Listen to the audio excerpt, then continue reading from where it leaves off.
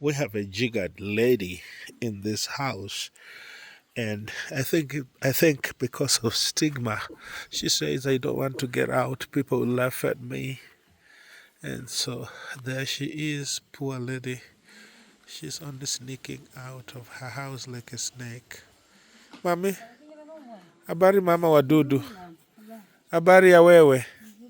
Salimia kwanza, uniambie jina unaitwa nani? Jina unaitwa nani mama? Naitwa Jeni Mbone. Jeni Mbone. Jeni Mbone.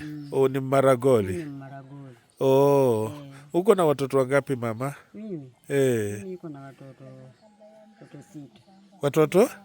Sita. Na wewe ni miaka ngapi? Mimi. Mimi niko na miaka. Ulizaliwa mwaka gani? Nilizaliwa mwaka wa ukumbuki? Kama sijui wananiambia ni 60. Oh, 60. Ulizaliwa mwaka wa 60. Also, she was born in, her name is Jen, and she was born in 1960. This lady has so many jiggers. Sasa mama, unatoroka unajificha kwa nyumba kwa sababu watu wanachekeleanga wewe?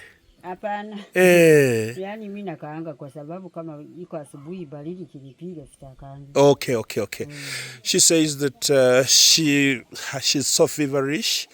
So in the morning when it's a bit cold, she can't get out. You know, jiggers make people feel very, very, very feverish. And she has a lot of jiggers. I can already see them. She's so jiggered. Poor Jen. Oh, she has so many jiggers. And so, mama ni mjane? Okay. So we want to know what is happening, and the reason why we don't jiggadig people in other places is because we want to go into their houses and assess the situation. I think, let me just try to get the light to work here. And you can see the bedding. I think this is where this poor woman sleeps. There's a little thin, it's a mattress or some blanket, or I don't know what it is. But she's just, oh my, a typical sight, a typical view of poverty. This is how poverty looks like. And oh my gosh, I think she has an anthill that has eaten up her bedroom, forcing her to move. Oh my goodness. There is a time in the past where, this similar thing had chased away somebody called Nicola. And we hired boys who, came and destroyed the queen. Normally these things move with snakes. Snakes love this huge anthill. And so we have a lot of work here. We need to hire men who will come and dig out this thing until they remove the queen mother that produces all these insects that build up this mold. And it has even swallowed up her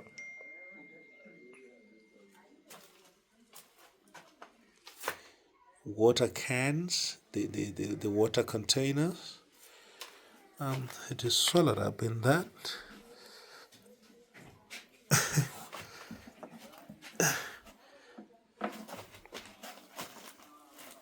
Oh my God, it is. You can't move it. It's all sucked up in this mess. So, my goodness. And there are two, like we have this one, and then there is this other one growing on this other side. And then there is another one again growing this other side. So she can only use her kitchen. She can only sneak in to use the kitchen and then sneak out. The utensils, her dishes and stuff are right here. This is the only water container now that she can use. She had 3. Now the other 2 are taken up by this anthill, by the insects. And so we have some work to do in this place. And guys, you sometimes wonder why we say that Rise Up Society is salvific, that we serve and we save lives. And now you can see the evidence of our importance, how relevant we are. And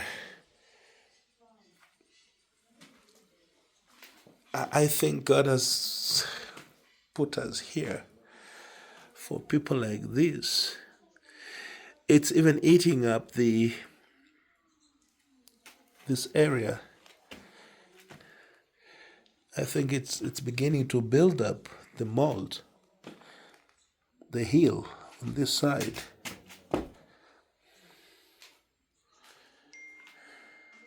Oh, I'm so sorry, Mama. And she has 6 children.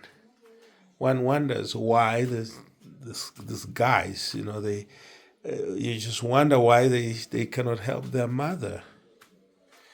Sometimes you give birth to people who reject you.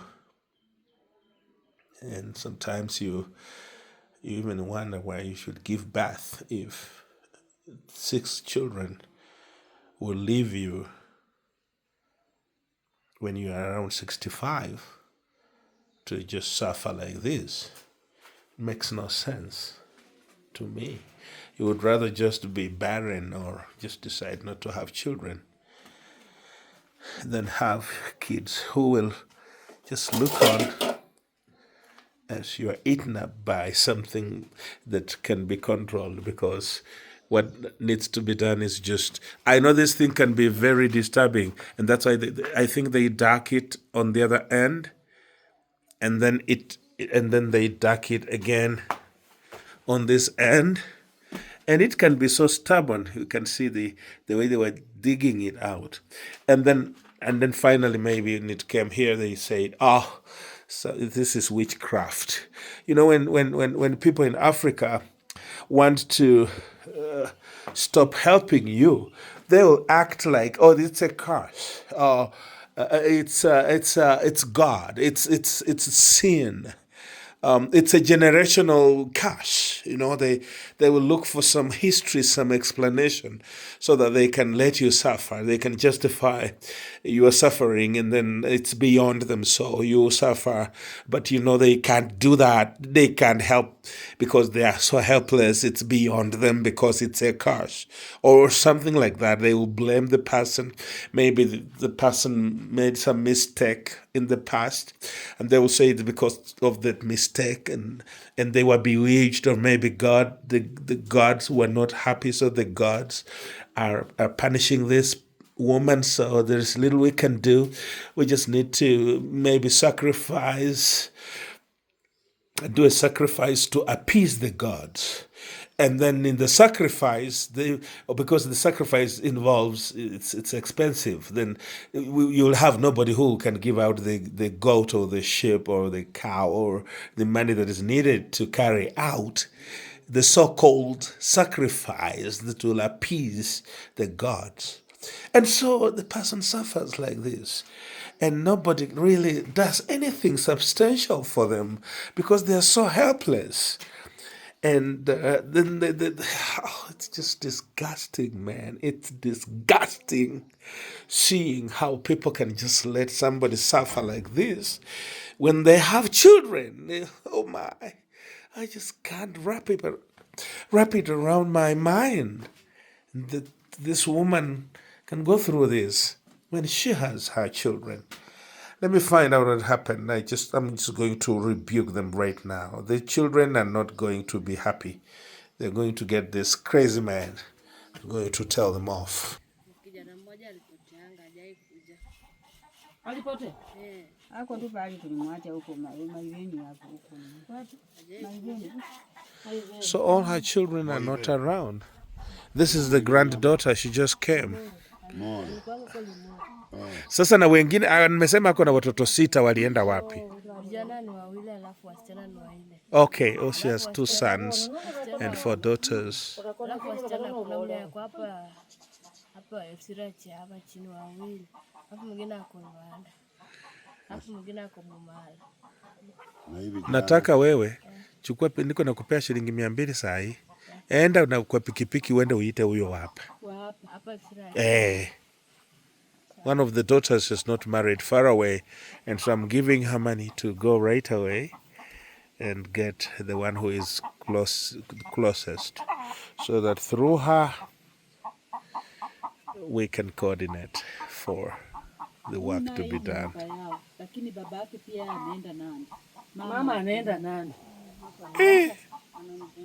This is Wilson Njonjo. He wasn't given the Crocs yesterday because the Crocs that were there were not the right size.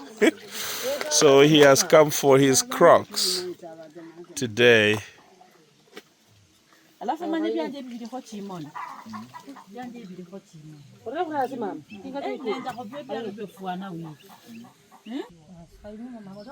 That is the neighbor.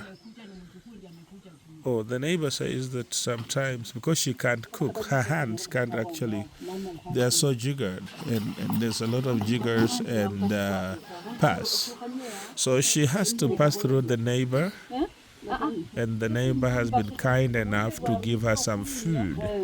So then she comes and just sleeps on an empty stomach. No, not really. After having eaten at the neighbor's place, so that she doesn't cook. She's a good neighbor. She's a good woman.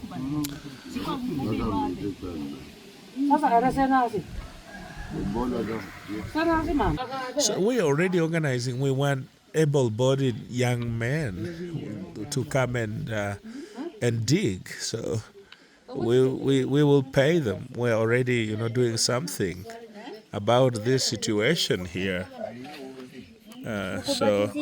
And not to mention that this lady doesn't even have bedding. She sleeps on the floor and she's alone. And so I'm so glad that we came, because love always turns the situation around for good.